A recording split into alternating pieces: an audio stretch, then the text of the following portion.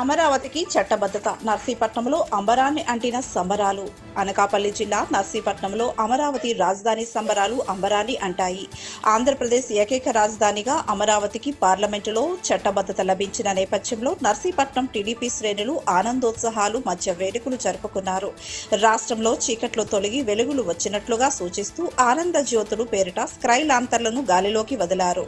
ఈ కార్యక్రమంలో టీడీపీ రాష్ట్ర ప్రధాన కార్యదర్శి చింతకాయల విజయ్, శాసనసభ స్పీకర్ చింతకాయల అయ్యన్న పాత్రుడు, సతీమణి చింతకాయల పద్మావతి, ఇతర టీడీపీ నాయకులు, కార్యకర్తలు విశేష సంఖ్యలో పాల్గొన్నారు.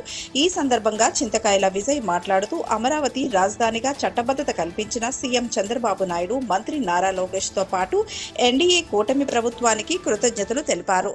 మొదటి నుంచి ఒకే రాజధాని నిర్ణయానికి నిబద్ధతతో కట్టుబడి ఉన్న ఏకైక నాయకుడు చంద్రబాబు మాత్రమేనని ఆయన స్పష్టం చేశారు. అమరావతిని రాజధానిగా నిర్మిస్తూనే విశాఖను ఆర్థిక రాజధానిగా, రాయలసీమను హార్టికల్చర్ హబ్గా తీర్చిదిద్ది అన్ని ప్రాంతాలు సమ్మిళిత వృద్ధికి అప్పట్లోనే చంద్రబాబు రూపకల్పన చేశారని గుర్తు చేశారు.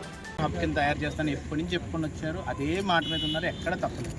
ఈ రోజు కూడా అదే నిబద్ధతతోటి, అదే నిజాయితీతోటి, ఇంటిగ్రిటీతోటి ఈరోజు చంద్రబాబు నాయుడు గారు అమరావతి క్యాపిటల్ని అమెండ్మెంట్ చేసి, అది కూడా రిజల్యూషన్ మనకి మన అసెంబ్లీలో కానీ, మళ్ళీ ఎమ్మెల్సీ పెద్దల సభలో కానీ, దాని తర్వాత లోక్సభలో కానీ, రాజ్యసభలో కానీ బిల్ అమెండ్మెంట్ అయ్యే వరకు నారా లోకేష్ గారు, నారా చంద్రబాబు నాయుడు గారు ఎక్కడ కూడా నిద్రపోకుండా ప్రతిదీ కూడా గమనించుకుంటూ ప్రతి అడుగు ముందుకు తీసుకెళ్లారు. ఎందుకంటే ఇది చట్టబద్ధంగా అవుతేనే మన రాష్ట్రానికి భవిష్యత్తు ఉంటుందని చెప్పి నిర్ణయించి గ్రీన్ఫీల్డ్ క్యాపిటల్ కింద తీసుకెళ్లారు. అయితే ఇలాంటి సమయంలో హాస్యాస్పదంగా మాట్లాడే విధంగా మ్యావీ గన్ అని, ఇంకో గన్ అని చెప్పి ఇలాంటి మాటలు మాట్లాడుతూ మన క్యాపిటల్ని ఇలా తయారు చేయొచ్చు కదా.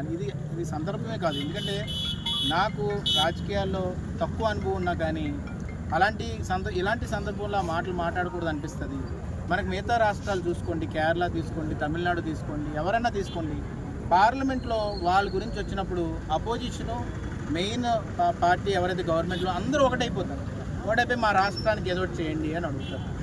చిదంబరం గారిని మీరు చూడండి, లేకపోతే కాంగ్రెస్లో, లేకపోతే ఇప్పుడు మనకి ఫైనాన్స్ మినిస్టర్ గారు నిర్మలా సీతారామన్ గారు చూడండి, మా తమిళనాడుకి ఫండ్ రావాలి అని అంటే మా తమిళనాడుకి కావాలండి అని అందరూ ఒకటవుతారు.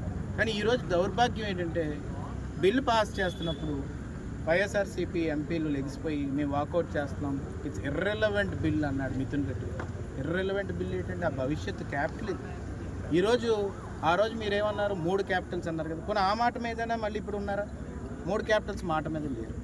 3 క్యాపిటల్స్ అని మాట్లాడకుండా ఆ రోజు ఏమన్నారు, హైకోర్టుని తీసుకెళ్ళి నేను కర్నూలులో పెట్టిస్తాను, వైజాగ్లో క్యాపిటల్ రాబోతుంది, విజయవాడ నేను ఎగ్జిక్యూటివ్ క్యాపిటల్ కింద డెవలప్ చేస్తానని చెప్పి మళ్ళీ మాట తప్పి ఈరోజేమో మ్యావిక్ గన్ అన్నారు.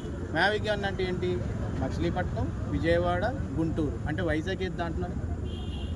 మరి చంద్రబాబు నాయుడు గారు వచ్చినప్పుడు ఇదే కేకే రాజు గారి ద్వారా, వాళ్ళ ద్వారా ఎయిర్పోర్ట్లోని ధర్నాలు చేసి చంద్రబాబు నాయుడు గారు మీరు అన్యాయం చేస్తున్నారు మా వైజాగ్కి అన్నారే. ఈరోజు మరి మీరు అనిన మ్యావిక్ గన్లో వైజాగ్ ఎక్కడ ఉందండి? వైజాగ్ లేదే. అంటే ఏంటంటే ఇది ఉత్తుత్తు మాటలు. నిన్న ఎవరో జోకేస్తున్నాడు అంటే కామెడీ అయిపోయావు.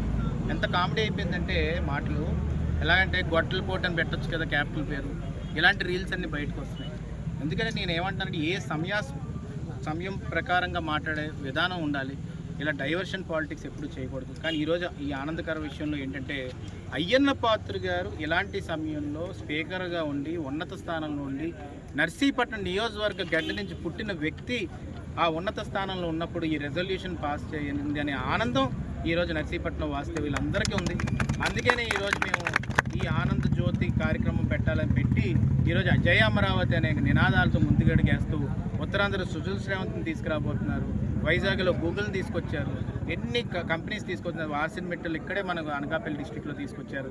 కంపెనీస్ అన్నీ తీసుకొచ్చి ఫైనాన్షియల్ క్యాపిటల్ కింద వైజాగ్ని డెవలప్ చేస్తున్నారు. చెప్పిన మాట ప్రకారంగా అమరావతిని గ్రీన్ క్యాపిటల్ కింద ఈరోజు రెజల్యూషన్ పాస్ చేశారు. రాయలసీమలో కూడా కియాన్ ఆ రోజు తీసుకొచ్చారు. మళ్ళీ డెవలప్మెంట్ తీసుకొస్తారు, హార్టికల్చర్ తీసుకొస్తున్నారు, ఇరిగేషన్ ప్రాజెక్ట్స్ తీసుకొచ్చి లాస్ట్ రాయలసీమ గడ్డ వరకు కూడా నీళ్లు తీసుకెళ్లే విధంగా తీసుకెళ్తున్నారు. అది నాయకత్వం అంటే. దీంట్లో నారా లోకేష్ గారిని ప్రత్యేకంగా నేను కృతజ్ఞతలు తెలుపుతుంది ఏంటంటే ఈరోజు ప్రధానమంత్రి గారి దగ్గరికి వెళ్ళి థ్యాంక్స్ చెప్పి ఎంపీలందరినీ తీసుకెళ్ళి మళ్ళీ ఎంపీలందరూ కూడా ఈ ఒకే రాజధాని గురించి మాట్లాడే విధంగా డిస్కషన్స్లో పాల్గొని ఈ అన్నిటినీ కూడా దగ్గరుండి పర్యవేక్షణ చేసి ఈరోజు ఇంత సక్సెస్ఫుల్గా మన క్యాపిటల్కి అఫీషియల్ స్టేటస్ తీసుకొచ్చింది నారా లోకేష్ గారు. అందుకు ఆయన కృతజ్ఞతలు తెలుపుకుంటూ ఈరోజు ఈ కార్యక్రమంలో పాల్గొన్న అందరికీ కూడా హృదయపూర్వక కృతజ్ఞతలు, నమస్కారాలు తెలుపుకుంటూ సెలవు తీసుకున్నాను. జై